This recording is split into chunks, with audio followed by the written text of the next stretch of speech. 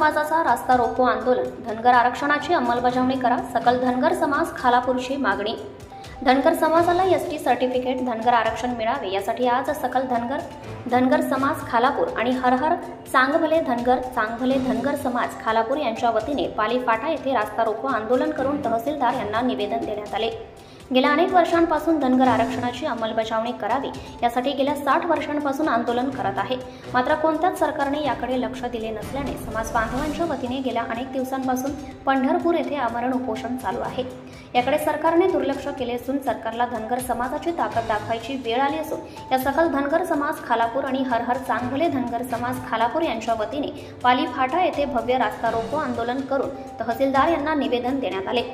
यावेळी मठाधिपती महंत पुण्यश्लोक अहिल्यादेवी आश्रम, उपसभापती अण्णासाहेब बाचकर महाराज, ऑल इंडिया धनगर समाज महासंघाचे कोकण संपर्क प्रमुख रामचंद्र कुकडे, खालापूर तालुका धनगर समाज अध्यक्ष हरेश ढेबे, ऑल इंडिया धनगर समाज महासंघाचे महाराष्ट्र राज्य कार्यकारिणी सदस्य संतोष घाटे, रासपा कोकण प्रदेश अध्यक्ष भगवान ढेबे, रासपा रायगड जिल्हाध्यक्ष संपत ढेबे, ऑल इंडिया धनगर समाज रायगड जिल्हा उपाध्यक्ष सुनील कोकळे, क्षत्रिय धनगर समाज कर्जत तालुका अध्यक्ष अक्षय चोपडे, ऋषिकेश वाघमोडे, जाणू आखाडे, ऑल शिरवली ग्रामपंचायत उपसरपंच विजय ढेबे, आनंद ढेबे, चंद्रकांत हिरवे, प्राध्यापक दशरथ देवखाते, माजी ग्रामपंचायत सदस्य बबन हिरवे, दत्ता हिरवे, ज्ञानेश्वर शिंगाडे, बाळू बोडेकर, संतोष शेडगे, सुरेश शेडगे, रामा खरात आदींसह अनेक समाज बांधव मोठ्या संख्येने उपस्थित होते।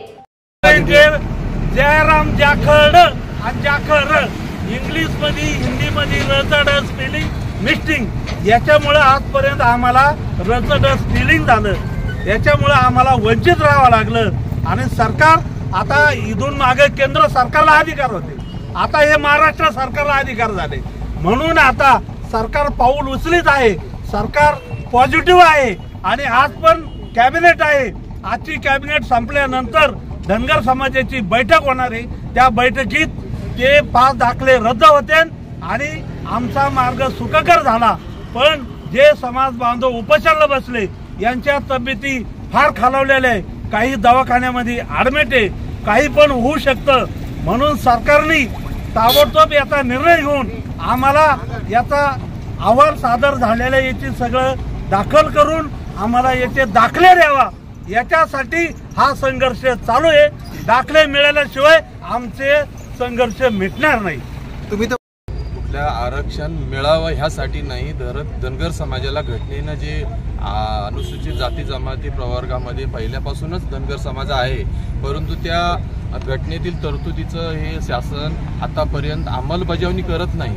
आम्हाला आरक्षण आमची नव्याने मागणी नाही नसून आम्हाला धनगर समाजाला जे आरक्षण घटनेमध्ये नमूद केलेलं आहे ते आरक्षणाची शासनानं अंमलबजावणी करावं हे आमची मुळात मागणी आहे, आमची नव्याने कुठली मागणी नाही आहे। आम्ही ऑलरेडी तुम्ही ग्रामपंचायत अधिनियमामध्ये पहा, परिशिष्ट 36 नंबरमध्ये धनगर अनुसूचित जाती जमाती यादीमध्ये आहे। इव्हन न्यायालयामधील जी सूट मिळते जे तिकीट लावण्यासाठी वगैरे ते न्यायालयामधल्या लिस्टमध्ये बघा 36 नंबरवरती धनगर अनुसूचित जाती जमातीमध्ये नाव आहे। आणि प्रोनाउन्सिएशनचा जो मग जर सगळीकडे तुमचं नाव आहे आरक्षण भेटतं, मग तुमच्या मागण्या काय? आता आमच्या मागण्या अंमलबजावणी करा, आम्हाला जे घटनेनं आरक्षण दिलेलं आहे अनुसूचित जाती जमातीचं त्याची अंमलबजावणी करणे ही आमची मागणी आहे। आम्हाला नव्याने आरक्षण पाहिजे ही आमची मागणी नाही आहे, आम्हाला आरक्षण ऑलरेडी आहे पण त्याची शासन अंमलबजावणी करत नाही, ती अंमलबजावणी करावी हीच आमची मागणी आहे। Subscribe now and press the bell icon. Never miss an update.